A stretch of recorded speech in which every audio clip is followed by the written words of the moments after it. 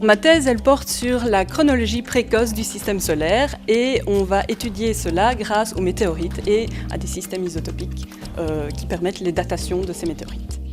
C'est un exercice qui n'est pas toujours simple parce que justement il faut pouvoir expliquer des processus qui sont assez complexes de manière à ce que tout le monde puisse le comprendre et c'est parfois assez compliqué. Vous êtes-vous déjà demandé en combien de temps on forme une planète? Eh bien moi oui. À l'origine, notre système solaire, c'était un nuage de gaz qui va progressivement se condenser pour former d'abord des astéroïdes de composition homogène.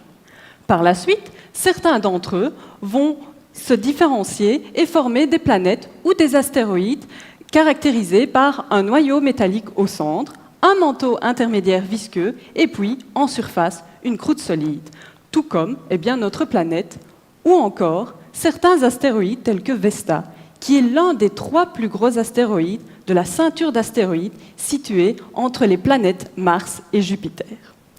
Alors on connaît pas mal de choses concernant notre planète, mais malheureusement, en ce qui concerne sa formation, on a très peu d'informations. Car la Terre, comme elle aime nous le rappeler d'ailleurs très fréquemment, est une planète qui, géologiquement, est encore très active.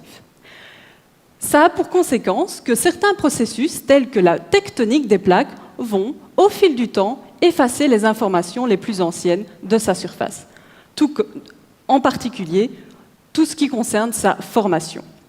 Ce qui n'est pas le cas des astéroïdes différenciés, qui, de taille plus réduite, se refroidissent plus rapidement et vont donc connaître une histoire géologique plus courte, permettant justement de conserver ces informations.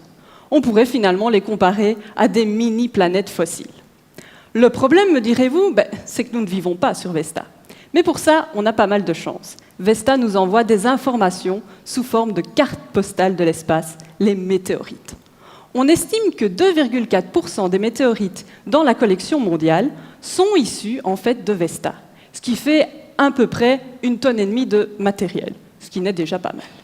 Et le but de ma thèse, c'était justement de dater certaines de ces météorites pour pouvoir évaluer en combien de temps on forme Vesta.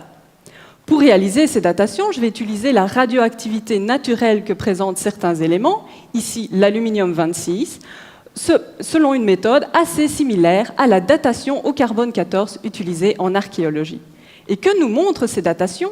Finalement, que c'est très rapide pour former Vesta, puisque sur les 4,568 milliards d'années d'existence de notre système solaire, il n'aura jamais fallu que 8,5 millions d'années pour que Vesta se condense, se différencie et forme sa croûte telle qu'on la connaît actuellement. Et 8,5 millions d'années, croyez-moi, à l'échelle de notre système solaire, c'est très court. Car si nous pouvions résumer l'entièreté de l'histoire de notre système solaire en seulement 24 heures, figurez-vous que Vesta se serait formée en moins de 3 minutes. Et c'était justement le temps de ma présentation. Merci de votre attention.